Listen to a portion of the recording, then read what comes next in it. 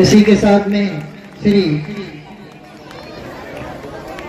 पिंकेश जी से अनुरोध करता हूं कि वो आए और अपने दो शब्द बच्चों के समक्ष प्रस्तुत करें।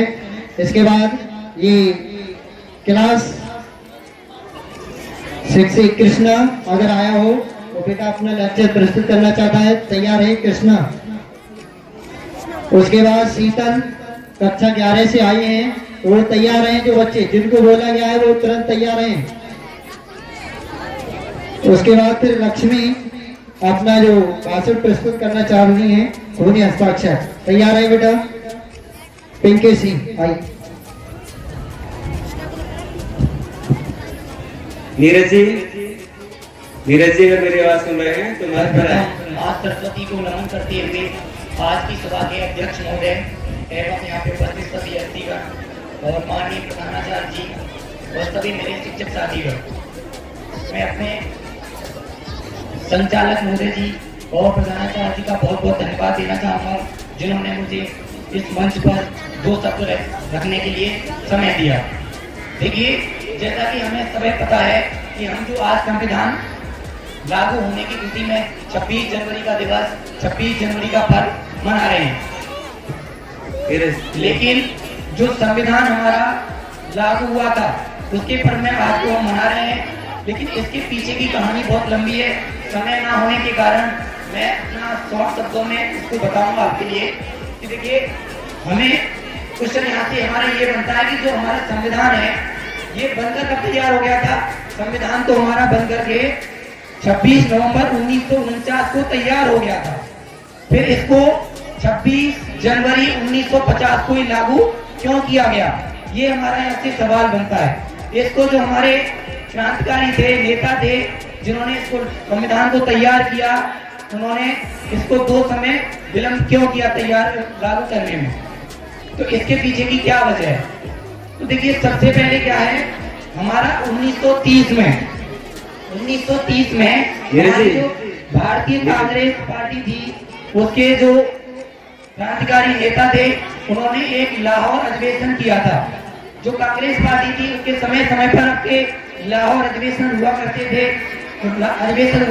थे, उसी में से एक था आपका लाहौर अधिवेशन। लाहौर अधिवेशन में उन्होंने जो पंडित जवाहरलाल नेहरू जी थे, उन्होंने मांग रखी थी कि हम अंग्रेज हमारे देश को छोड़ें या ना छोड़ें, आज ही हम अपने आप को स्वतंत्र साबित करेंगे, स्वतंत्र घोषित करेंगे, तो आज हम अपना स्वाधीनता दिवस मनाकर रहेंगे। तो इसी के उपलक्ष्य में उन्होंने रावी नदी के किनारे लाहौर में हमारा राष्ट्रीय ध्वज फहराया और उस दिन को स्वतंत्रता स्वाधीनता दिवस के रूप में मनाने का निर्णय लिया। ठीक है, उसके बाद ही क्या हुआ, हमारी 1940 में एक कैबिनेट मिशन योजना आई, जिसके तहत भारतीय जो कैबिनेट मंत्री थे हमारी अंग्रेज सरकार के को भेजे गए और उनसे बोला गया कि आप जाइए और भारत में जो आजादी की मांग कर रहे हैं उनको आजाद कर देंगे, लेकिन पहले उनको सीखना होगा कि आपके लिए जो सरकार चलानी है, भारत पर नियंत्रण कैसे करना है, भारत को कैसे आगे बढ़ाना है। तो पहले वो 5 साल के लिए अंतरिम सरकार के तहत पर कार्य करेंगे हमारे लिए।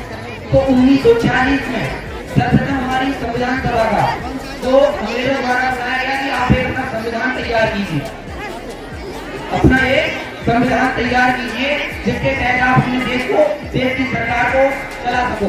तो उसलिए उन्होंने 1940 में एक संविधान सभा का गठन किया गया, जिसके अध्यक्ष बनाए गए, अस्थायी अध्यक्षों के आपके डॉक्टर सचिदानंद बनाए गए थे, लेकिन स्थायी अध्यक्ष जो थे आपके वो डॉक्टर राजेंद्र प्रसाद को चुना गया।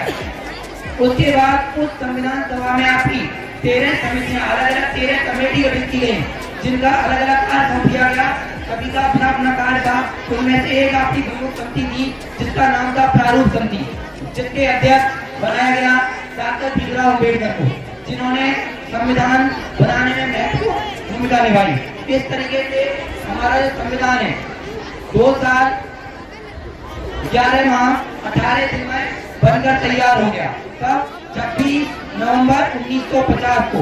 लेकिन उसको अगर जो हमारे नेता थे उन्होंने हमारे 26 जनवरी 1930 को स्वाधीनता दिवस का निर्णय कर लिया था। वो उस दिन से लगातार अपना स्वाधीनता दिवस मनाते आ रहे थे। तो उनके दिमाग में उन्होंने मीटिंग की और सोचा कि अगर हम 26 नवंबर को आज अपना गणतंत्र दिवस लागू कर देते हैं, तो जो हमारा स्वाधीनता दिवस का कार्यक्रम चल रहा है, जिसको हम वर्षों से मनाते आ रहे हैं, वो हमको छोड़ना पड़ेगा।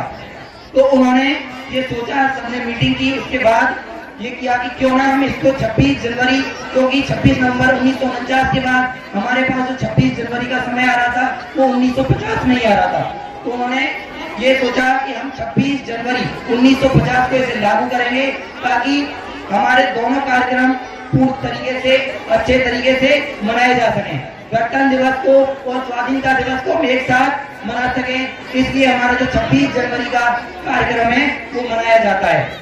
26 नवंबर 1949 की जगह नाम मना करके इसको 26 जनवरी 1950 के लिए लागू किया गया, यही इसकी वजह थी।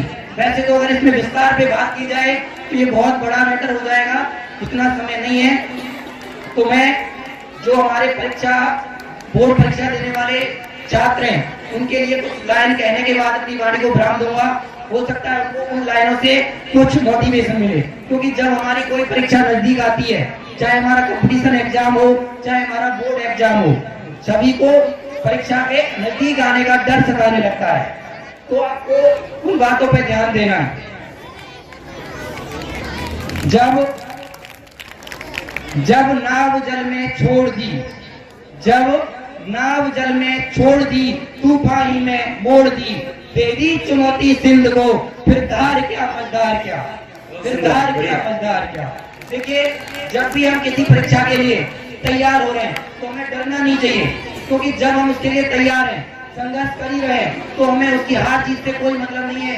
जो हमारा परिणाम आएगा वो सामने आएगा। अगर हमने सफलता की है, अगर हमने अपने पूरे समय अच्छे से मेहनत की है, अपना तैयारी अच्छे से की है, तो हमें सफलता अवश्य मिलेगी।